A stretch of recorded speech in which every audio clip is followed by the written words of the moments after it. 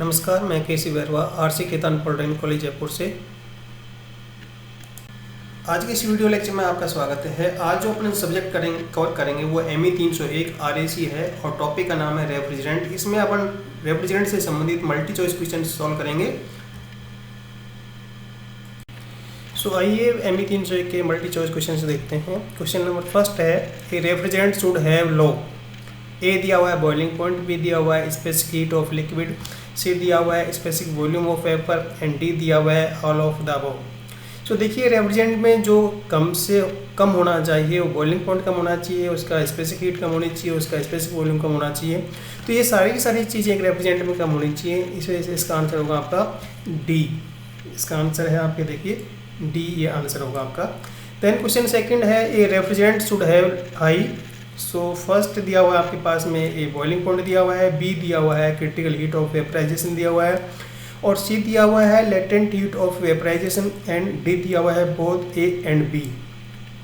देखिए जो हाई होना चाहिए आपके पास में latent heat of vaporisation high होनी चाहिए एक रेफ्रिजरेंट की, बॉइलिंग पॉइंट लो होना चाहिए, क्रिटिकल हीट ऑफ वेपराइजेशन ये भी आपके पास में लो होनी चाहिए। तो इसका आंसर होगा आपका सी।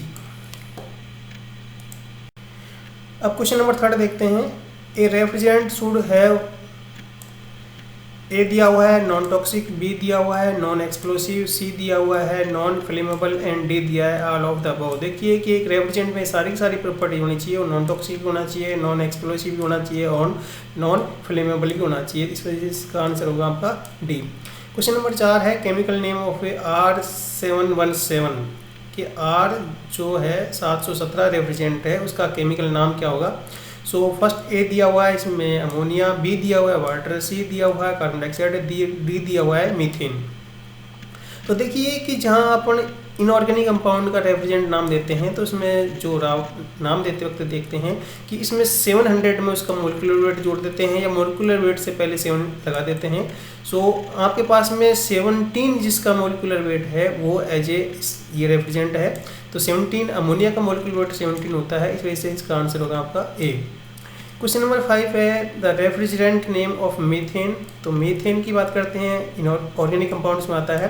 तो ऑर्गेनिक कंपाउंड्स का रेफ्रिजरेंट नाम देते हुए जो केमिकल फार्मूला होता है आपके पास में उसमें जितने carbon number of carbon atoms होते हैं उनमें से एक माइनस कर देते हैं, जितने हाइड्रोजन एटम्स होते हैं उनमें से एक प्लस कर देते हैं और जितने फ्लोरीन एटम्स होते हैं वो एज इट इज लिख देते हैं। तो 3 डिजिट में आपके पास में एक आ जाता है आर लगाकर उसके आगे 3 डिजिट। यहाँ से या फ्रियोन लगाकर 3 डिजिट लिख देते हैं। तो मीथेन के फॉर्मूले देखेंगे कि कार्बन नंबर ऑफ एटम 1 होता है, हाइड्रोजन नंबर ऑफ एटम 4 होते हैं। तो कार्बन में से 1 में से 1 गया 0 हो जाता है, 4 में 1 प्लस करेंगे 5 हो जाएंगे, फ्लोरीन एटम कुछ है नहीं तो 0 हो जाएंगे। तो आपके पास में फ्रियोन 050 इसका रेफ्रिजरेंट नेम आ जाएगा। तो जिसको अपन फ्रियोन 50 या R15 अपन 50 लिख सकते हैं। तो इस तरह से इसका जो आंसर होगा आपके पास में सी होगा। क्वेश्चन नंबर 6 है refrigerant use in vapour absorption refrigeration system. तो उसमें देखिए फर्स्ट ए आपको अमोनिया दिया हुआ है, बी एक्वा अमोनिया दिया हुआ है, सी आपके पास फ्रियोन दिया हुआ है, डी कार्बन डाइऑक्साइड दिया हुआ है। देखिए जो इस वेपर एब्जॉर्प्शन रेफ्रिजरेशन सिस्टम में अपन जो काम मिलाते हैं रेफ्रिजरेंट काम मिलाते हैं वो एक्वा अमोनिया यानी अमोनिया का वाटर के साथ सॉल्यूशन होता है, वह एक्वा अमोनिया कहलाता है। तो इस वजह से इसका आंसर होगा आपका बी। क्वेश्चन नंबर 7 पर आते हैं refrigerant freon 12 is used as a refrigerant in domestic refrigerator because it is. देखिए फर्स्ट ए दिया हुआ है कलरलेस एंड ऑडरलेस, बी दिया हुआ है नॉन टॉक्सिक, सी दिया हुआ है हैविंग लो स्पेसिफिक वॉल्यूम और डी दिया है ऑल ऑफ द अबव। ये सारी की सारी जो प्रॉपर्टीज हैं फिजिकल प्रॉपर्टीज हैं वो इस रेफ्रिजरेंट R12 की होती हैं, इस वजह से इसका आंसर होगा डी। अब क्वेश्चन नंबर 8 पर आते हैं। क्वेश्चन नंबर 8 देखिए चीपेस्ट रेफ्रिजरेंट इज।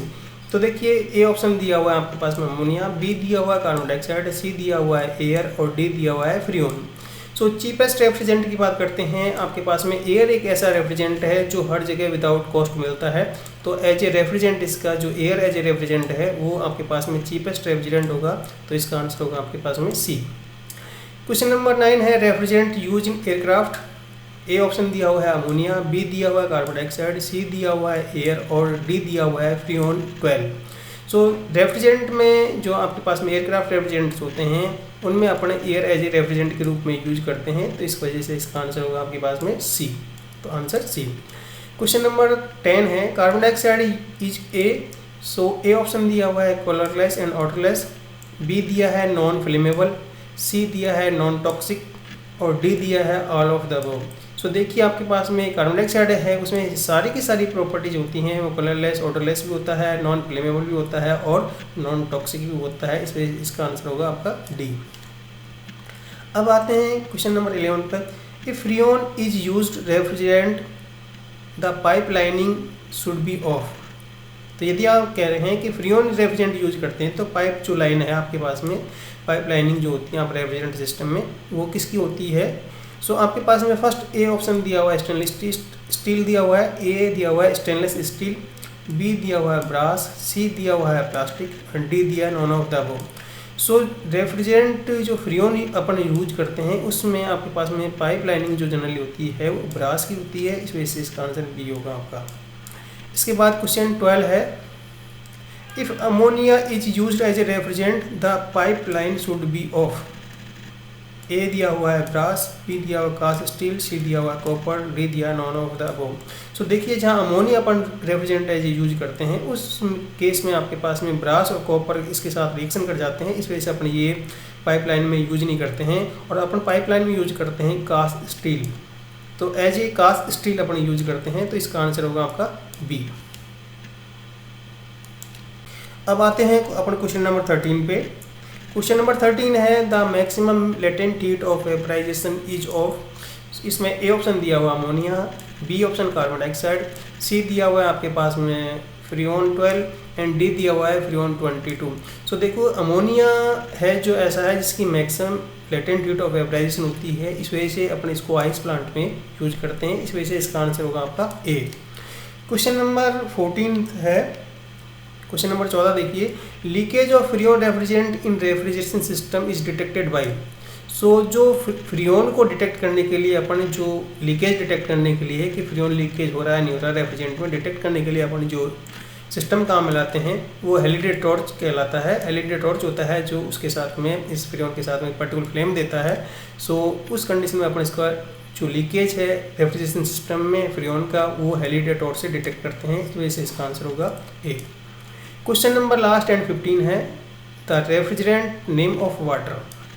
कि रेफ्रिजरेंट नाम नेम ऑफ वाटर कि वाटर का रेफ्रिजरेंट नाम क्या है। तो देखिए कि आपके पास ए ऑप्शन दिया हुआ है R717, बी दिया हुआ है R728, सी दिया हुआ है R718 और डी दिया हुआ है R720। सो जहाँ रेफ्रिजरेंट वाटर की बात करते हैं ये इनऑर्गेनिक कंपाउंड्स में आता है और इनऑर्गेनिक कंपाउंड का रेफ्रिजरेंट नाम देते हुए अपन क्या करते हैं कि जो 700 जो होता है उसमें उसका मॉलिक्यूलर वेट जोड़ देते हैं और आगे R लगा देते हैं या फ्रीऑन लिख देते हैं।